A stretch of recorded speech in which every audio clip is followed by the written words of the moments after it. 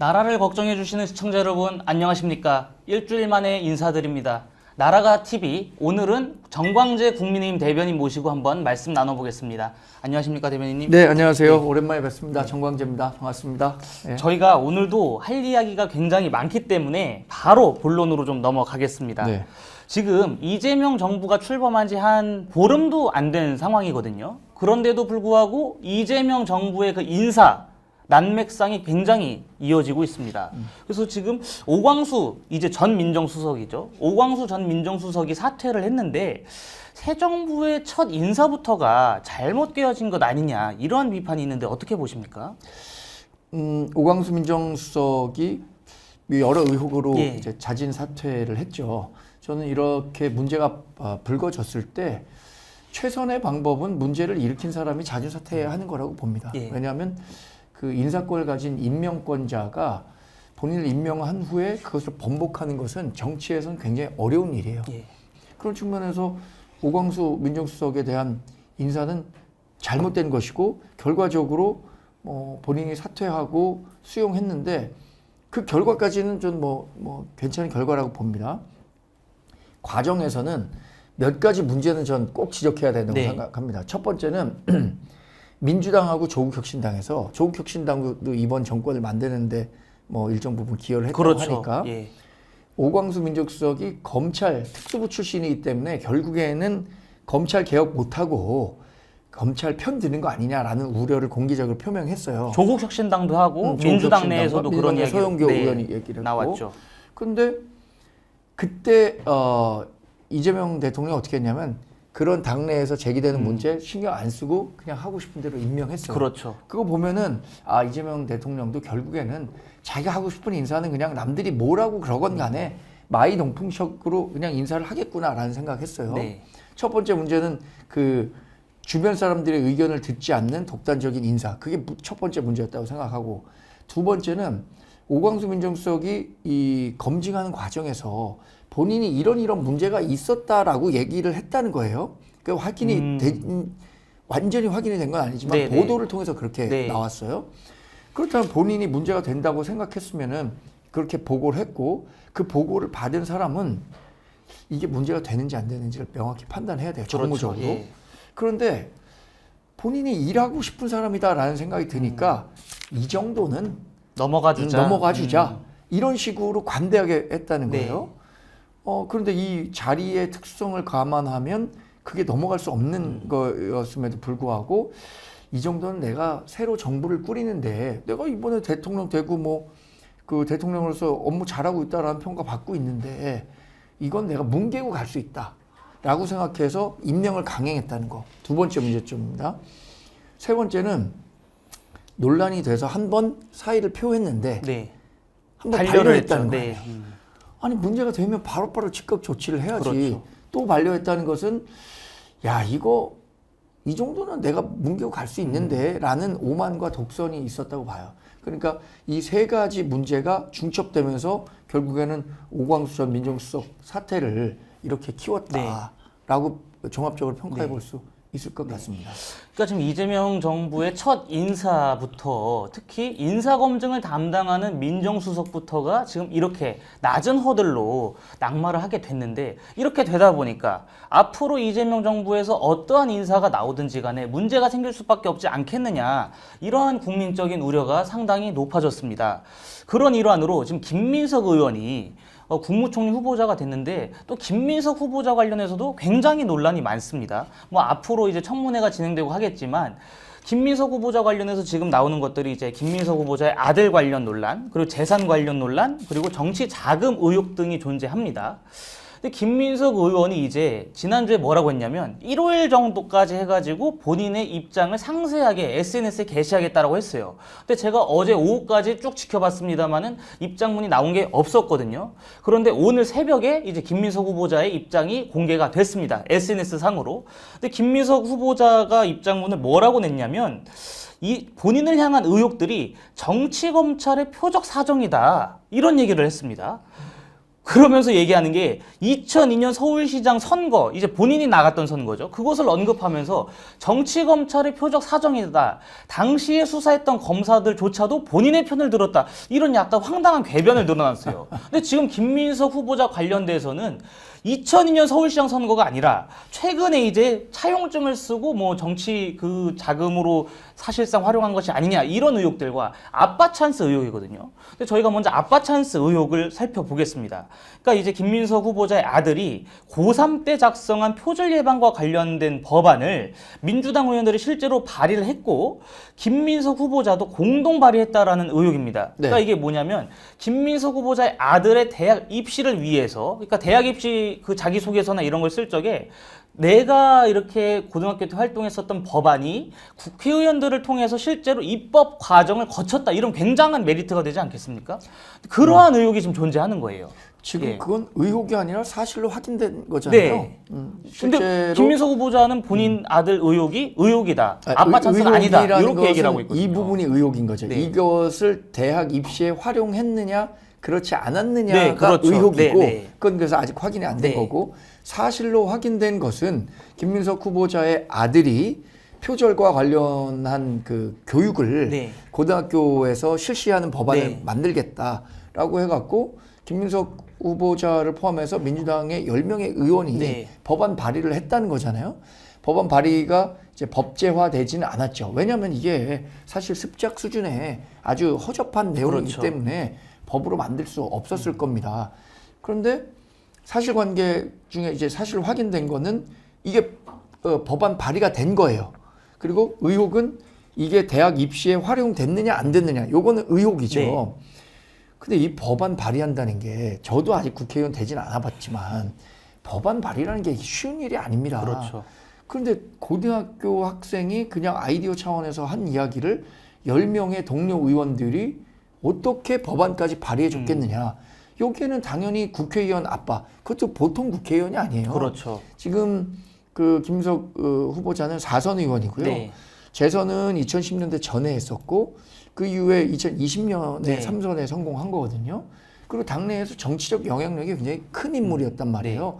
그럼 김민석 후보자가 이것 좀 도와줘라고 한다면 아마 힘없는 초선 의원, 재선 의원 이런 분들은 그렇죠. 아유 뭐 선배 의원이 좀 도와달라는데 이 정도 못 해주겠어 아마 했을 겁니다. 그러면 그 김 후보자의 아들이 본인의 아버지가 국회의원이 아니었을 경우에도 이게 가능했겠느냐? 이건 불가능한 일이죠. 이게 고등학생 한 명이 아무리 좋은 의견을 갖고 있다고 하더라도 성사시킬 수 있는 게 아닌데 과연 아버지가 국회의원이 아니었어도 이게 가능했겠느냐? 이거는 불가능했다는 건 다 알고 있는 거잖아요. 그렇죠. 의혹은 이제 그거를 대학 입시에 활용했느냐 하지 않았느냐. 김민석 후보자는 본인이 활용하지 않는 게 좋겠다라고 해서 활용하지 않았다는 거예요. 네. 이 부분은 글쎄 뭐 이거 지금 입학한 대학이 미국의 아주 유수의 대학인데 네. 그 대학에서 공개할 수 있는 내용인지 없는 내용인지 모르겠습니다만 서류상으로 적지 않다고 하더라도 인터뷰 과정에서 그렇죠. 뭐 당시 무슨 활동했냐? 저는 고등학교 시절에 이런 활동했습니다. 제가 한국 국회에서 세미나도 하고요. 이런 법안도 만들었습니다. 라고 했다면 그렇죠. 당연히 입시에 도움이 되지 않았겠습니까? 그건 이제 의혹으로 제기할 수 그렇죠. 있는 거죠. 예. 또 하나는 저는 사실 금전적인 문제와 관련해서도 도저히 수긍할 수 없는 네. 그 설명들이 많아요. 국회의원 세비가 궁금하실 거예요. 네, 네. 제가 2020년 정도에 확인한 세비는 세후에 한 940만 원 정도 받는다고. 한 달에요. 네. 네. 세후에. 세후. 근데 한 4년, 5년 지났으니까 지금 지난 걸로 보면 한 1,000만 원 넘겠죠. 네, 네. 그리고 뭐 기타 활동비라든가 뭐 명절 상여금 이런 거 있으면 뭐 1억 6천만 원 정도 된다는 거 같죠, 연간. 근데 그 돈 가지고 본인이 채무 상환한 거, 생활비, 자녀 학비 이걸 전혀 설명할 수가 없어요. 그렇죠. 그러면 어딘가에서 다른 수입원이 있었을 것이다라고 생각해 볼 수밖에 없는 거고 네. 그 다른 수입원에 대해서 설명을 못 하고 있잖아요. 네. 본인은 뭐 강연료, 또 뭐 조의금 중간에 어떤 분이 뭐 네, 네. 돌아가신 상을 일이 당해서, 있었는지 예. 모르겠습니다만 이런 것들로 해명이 가능하다고 하는데 그러면 그거에 대해서 충분히 설명을 내놔야 한다. 지금 국민들이 설득할 만한 설명을 과연 김민석 후보자가 하고 있느냐? 저는 그렇지 않다고 네. 보거든요. 또 하나는 정말 지적하고 싶은 거 있어요. 민주당 패널들이 나와서 하는 이거 정치자금법상 전혀 문제가 없고 개인 간에 계약서 쓰고 돈 빌리고 하는 게 왜 문제냐? 법적으로 문제가 없는 일이다. 이렇게 얘기를 하고 있습니다. 그러면 저 이렇게 묻고 싶습니다. 지금 김민석 후보자가 기소가 돼서 정치자금법과 관련한 재판을 받는 게 아니잖아요. 재판 받는다면 재판 과정에서 이게 법적으로 문제가 된다 안 된다 주장하는 거 이해가 가겠습니다. 이분은 재판을 받는 게 아니라 공직자 후보자였어. 총리 후보자로서 총리직을 맡을 정도의 도덕성이 있느냐 없느냐를 지금 판단받는 거잖아요. 근데 거기서 왜 법적인 걸 자꾸 얘기하고 있는지 모르겠다는 거예요. 도덕성의 문제인데. 그럼 도덕성과 예. 관련한 문제인데. 그러니까 지금 말씀하신 재산 얘기를 또 저희가 안 해볼 수가 없습니다.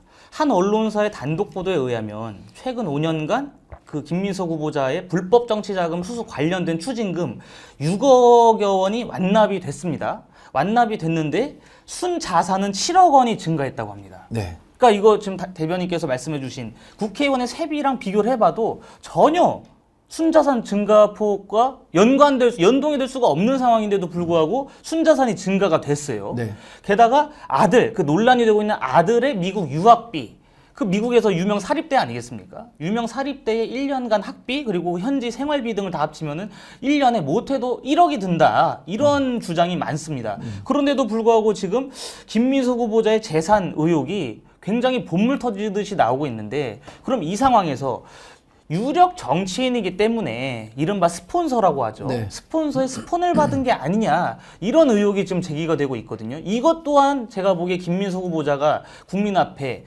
명명백백히 좀 해명을 해야 될 문제라고 봅니다. 근데 이것도 지금 그 밤에 나온 입장문으로 말미암았을 적에는 아직 해명이 완벽하게 안 된 것 같습니다. 입장문만 가지고 해명이 될 정도였으면 벌써 입장문 그렇죠. 100번 냈겠죠. 네. 지금 뭘 설명한다고 하더라도 국민적인 의혹을 불식시키기에는 이미 굉장히 늦었어요. 늦었죠.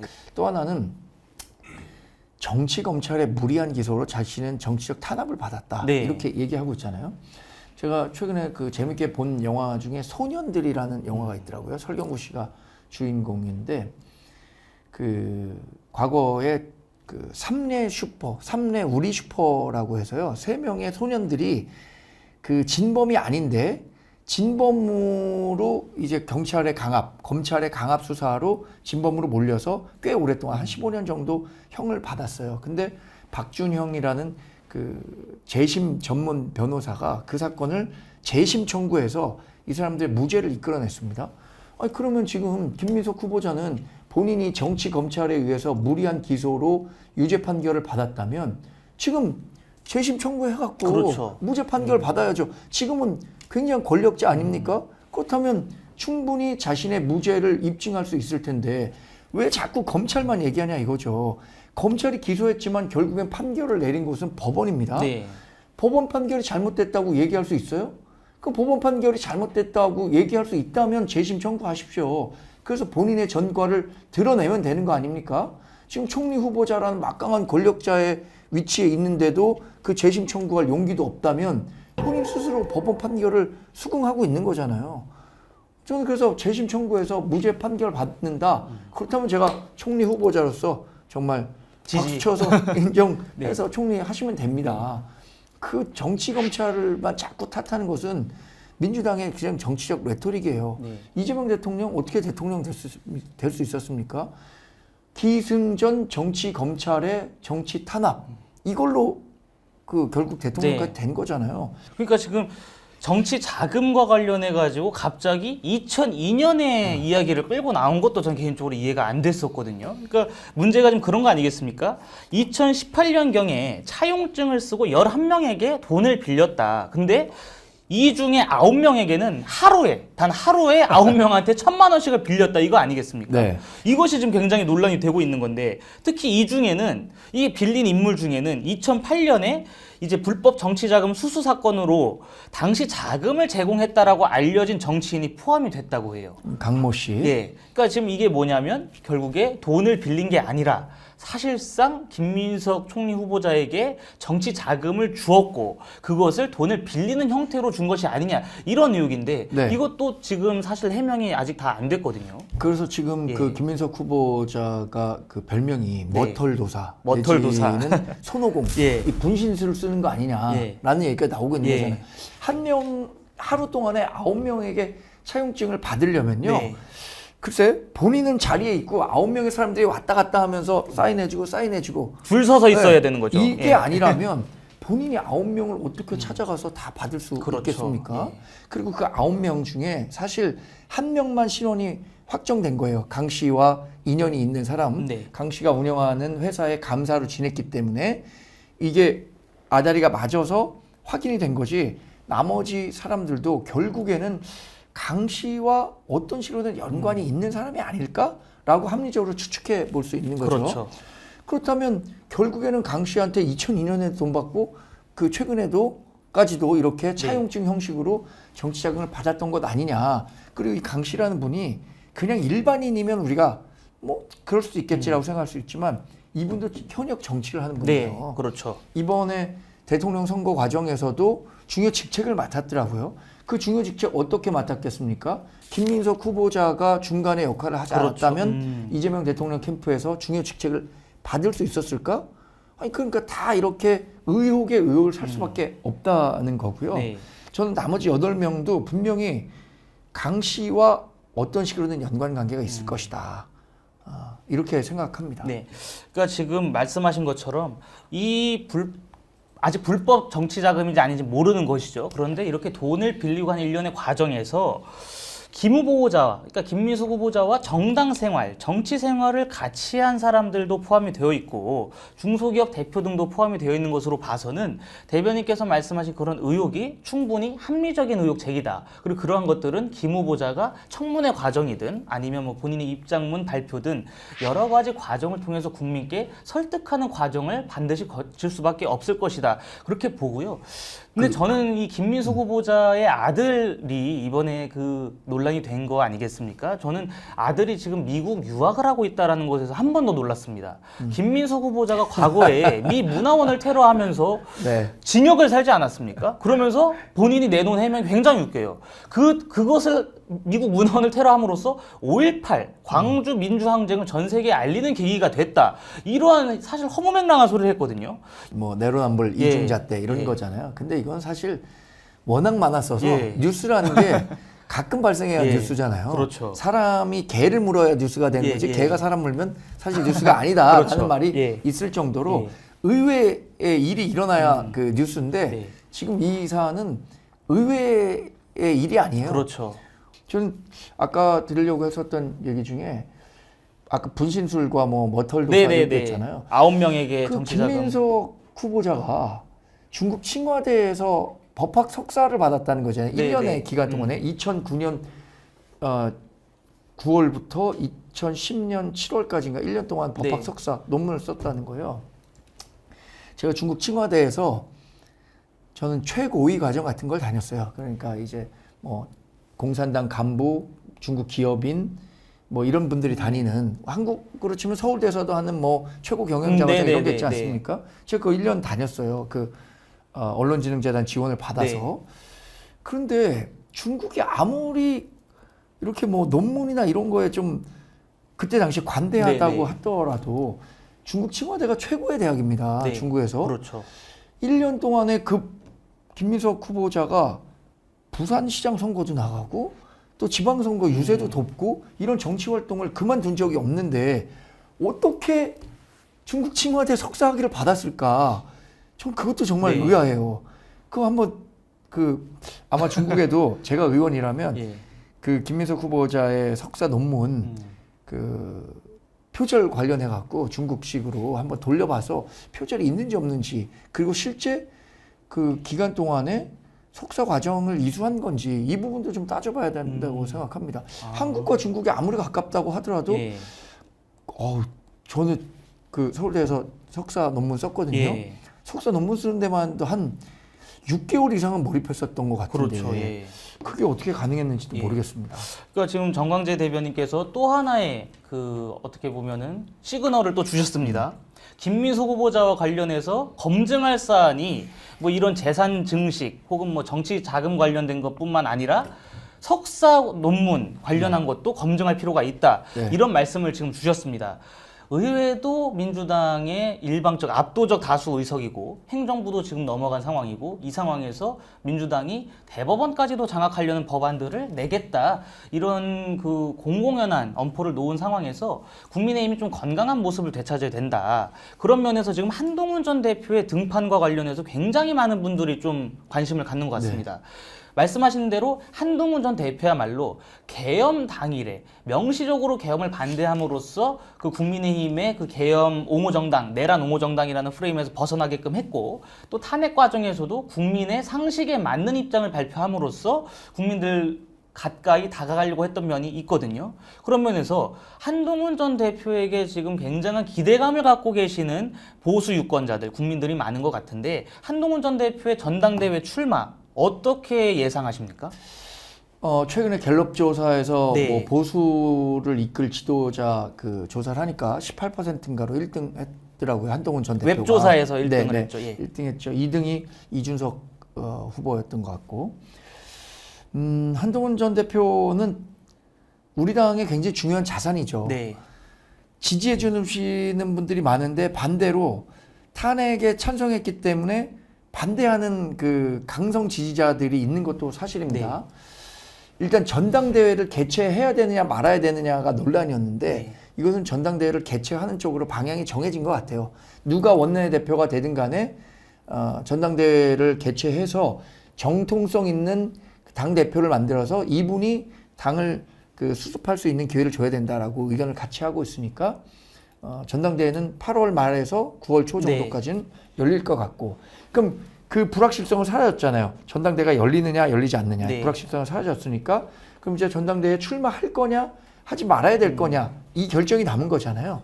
그럼 출마한다면 당선이 될 수 있느냐 당선이 될 수 없느냐 이런 문제까지 갈 텐데 저는 정치 상황이 굉장히 급변하기 때문에 아직 한동훈 전 대표가 해야 된다 말아야 된다 결정할 필요는 없을 것 같아요. 이 우리 당이 어떻게 돌아가는지를 한번 상황을 보면서 전당대회가 뭐 공고 시점이 있을 거 아닙니까? 8월 말에 한다면 대략 뭐 7월 중순 정도나 하순 정도에 공고가 날 거고 대략 한 달 정도. 사실 우리 2024년 6월에 작년에 6월 25일인가가 이제 전당대회 공고가 있었고 7월 25일인가에 23일인가요? 네, 당 대표가 됐잖아요. 그런 그 일정을 고려한다면 8월 말에 열린다면 7월 말 정도면 전당대회 열기가 있겠는데 한동훈 전 대표가 여러 의견 듣고 있을 겁니다. 주변들로부터. 그래서 지금 제가 이 자리에서 출마해야 된다 말아야 된다 말씀드리기는 어려울 것 같고 급변하는 정치 환경에서 거기에 걸맞는 정치적 결정을 내리면 된다고 생각합니다. 만약에 출마 쪽으로 결정이 된다면 뜻을 같이 하는 사람들이 가서 열심히 도와야 되는 거고 그렇지 않다면 뭐 조금 더 상황을 보고 기다려야겠죠. 지난주 한국갤럽 여론조사에 의하면 국민의힘 지지율이 21%를 기록했습니다. 대선 전, 대선 직후보다도 확실히 너무나도 떨어진 지지율을 기록해서 이대로 가면 국민의힘이 소멸하는 거 아니냐 이런 걱정들이 많은 것 같습니다. 제가 아까 말씀드렸잖아요. 어디 가서 얼굴을 못 들고 다닌다. 이럴 정도로 상당히 좀 제가 활동하기가 어려운 상황인데 21% 기록한 것은 일단 우리 정치 고관여자들은 이건 좀 알 수 있을 것 같아요. 이 대형 선거에서 패배한 정당은 기술적으로 이렇게 굉장히 하락할 수밖에 없어요. 왜냐하면 설문조사에 적극적으로 응하지 않거든요. 근데 그걸 감안한다고 하더라도 21%는 너무 낙폭이 낮습니다. 저는 너무 낙폭이 대략 커요. 그 보수 지지자들의 과소 표집에 따른 뭐 효과는 한 5%로 봐요. 그래도 26%밖에 안 된다는 거 아닙니까? 민주당은 반대로 최고 수준의 그 지지율을 기록하고 있는 걸 보면 우리 당이 지금 이대로 가다가는 영남 자민련 꼴을 못 면한다라는 그런 그 비판적인 시각을 잘 받아들여야 돼요. 이거 수용하지 않으면 우리끼리만 똘똘 뭉쳐도 뭐 7, 80석은 할 수 있겠죠. 네. 이번에 그 대통령 선거 득표를 놓고 보니까 지역에서 88석 얻을 수 있다는 거 네. 아닙니까? 그러면 그 88석 얻으면 비례대표 18석 더해도 99석 개헌선이 무너지는 그렇죠. 선이에요. 예. 그럼 이 정도 정당 갖고 우리가 정권 창출할 수 있겠습니까? 불가능한 일이거든요. 이거 정말로 획기적인 반성과 쇄신 없이는 우리 정당 살아남기 어렵습니다. 저 역시도 그런 생각을 갖고 있기 때문에 이 쇄신의 네. 목소리를 좀 실어드리려고 하고 있고, 이런 국민적인 우리 당을 지지하는 분들의 목소리를 상기시키기 위해서 노력하고 있습니다. 그러니까 대선에서 패배한 국민의힘이 이른바 재건이라고 하죠. 네. 다시 일어나는데 약간 지금 진통이 있는 가운데서 민주당은 전당대회를 개최할 8월 달에 개최한다고 하지 않겠습니까? 그래서 어제 이제 정청래 전 법사위원장이 공식 출마 선언을 했습니다. 네. 여기에 더불어서 박찬대 전 원내대표까지도 아마 그 민주당 전당대회 레이스에 뛰어들 것으로 관측이 되는데, 이 전망은 어떻게 하십니까? 이거 뭐 누가 되나 똑같은 결과인데 정청래 전 법사위원장이나 박찬대 전 원내대표나 눈빛만으로도 이재명 대통령하고 통하는 사이라고 마케팅 할 거 아닙니까? 그래서 이른바 찐명 경쟁을 심하게 하겠죠. 누가 더 이재명 대통령의 이야기를 잘 당에 전달해서 거의 상명하복이라고 봐요, 저는. 예. 상명하복식 그 당정 관계를 만들 거냐, 이 부분에 대한 판단을 할 건데, 최근의 상황만 놓고 보면은 그 박찬대 전 원내대표가 유리하죠. 유리해 보여요. 네. 뭐 이렇게 코딱지 이렇게 네. 따져서가 아니라, 뭐 코딱지 네. 아니라고 네. 하는데, 그래서가 아니라 박찬대 전 원내대표가 이재명 대통령을 만드는데 큰 역할을 한 거죠. 그리고 정청래 전 그 법사위원장을 그 당 대표로 만들 경우에 이재명 대통령으로서는 이렇게 생각할 가능성이 있어요. 이거 그 유시민 작가가 좋아하는 내재적 접근 방법으로 제가 한번 생각해 보겠습니다. 정청래 전 법사위원장이 당 대표가 되면 그 대통령은 지금 중도 진영의 표를 많이 받으려고 노력했었던 거잖아요. 네.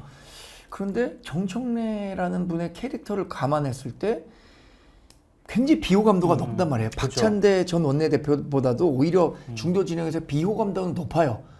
그러면 이거 내가 국정 운영하는데 좀 부담이 될 수 있겠는데? 라고 생각해서 정청래 그 전 법사위원장이 당 대표가 되는 게 나에게는 조금 불리할 것 같다. 이런 생각할 것 같아요. 네. 그러면 그 사람의 마음, 뭐 사랑의 감정과 재채기는 숨길 수 없다고 하잖아요. 네. 그럼 그게 다 나타날 겁니다. 드러나게 되겠죠. 이재명 대통령의 워딩 하나하나에 직접적으로 과거처럼 김민석 후보는 왜 이렇게 표가 안 나와요? 이렇게는 얘기 못 하겠죠. 그렇죠. 그러나 무엇이든지 간에 이 대통령의 네. 의중이 묻어날 거라고 네. 생각하는데, 그 의중이 박찬대 전 원내대표에 조금 더 가깝게 나타나지 않을까? 그러면 뭐 당원들이 알아서 박찬대 전 원내대표 쪽으로 이제 그렇죠. 줄을 서는 예. 양상이 연출되지 않을까 싶습니다. 어제 그제죠. 그 대통령 아들 결혼식에 정청래 의원이 가서 뭐 소년공들 친구들하고 네. 같이 뭐 SNS 상에 네. 올렸대요.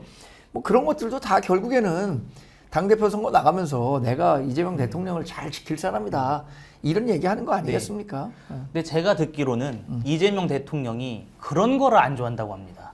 정청래 의원의 그런 이른바 나서는 행보, 그런 것들을 안 좋아해가지고 정청래 의원이 사실상 이재명 대통령의 눈밖에 난 지는 오래됐다라는 게 사실 여의도 정가에 퍼져 있는 그 소문 아니겠습니까? 그러한 것들로 미루어 짐작했을 때 과연 민주당의 전당대회 향방이 어떻게 될지는 저희가 한번 좀 네. 지켜봐야 될 것 같습니다. 이런 민주당은 점점 그 당으로서의 완전체 면모를 갖춰가고 있고, 국민의힘은 아직 좀 모자란 것 같습니다.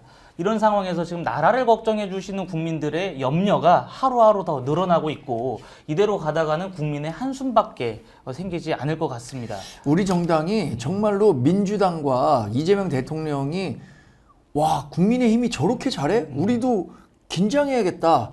라는 긴장감을 일으킬 수 있을 정도로 좋은 정당으로 지금 그렇죠. 변모해야 돼요. 네. 그렇지 않고는 이재명 대통령과 민주당의 폭주 막을 수가 없습니다. 가뜩이나 민주당은 거대 다수 의석을 갖고 있고 우리 당은 소수잖아요. 그런데 우리 정당이 추진하고자 하는 정책에 여론의 지지가 없다라고 한다면 우리는 정말 싸울 무기가 없는 거예요. 전쟁에 갔는데 소총도 없는, 지금 거의 소총밖에 없고 저쪽은 지금 막 비행기로 폭격하고 있거든요. 그런데 우리가 여론의 지지마저 없다면 소총도 없는 셈이 된 그렇죠. 겁니다. 예. 그래서 진짜 정광재 대변인께서 국민의힘에 계시니까 국민의힘의 쇄신, 개혁 그거를 통해서 국민의힘이 다시 국민들의 지지를 받아서 건강한 야당으로서의 역할, 견제할 수 있는 야당으로서의 면모를 갖추기를 기대하겠습니다. 네, 고맙습니다. 네, 오늘 정광재 국민의힘 대변인 모시고 한번 이야기 나눠봤습니다. 저희 끝나기 전에 좋아요, 구독, 알림 설정도 네. 한번 해주시면 감사하겠습니다. 좋아요, 구독, 알림 설정. 네. 오늘 정광재 국민의힘 대변인 모시고 말씀 들어봤습니다. 대변인 감사합니다. 네, 고맙습니다. 예. 저희는 다음 주에 다시 인사드리겠습니다. 나라가 TV 이번 주 방송 이것으로 마치겠습니다. 감사합니다.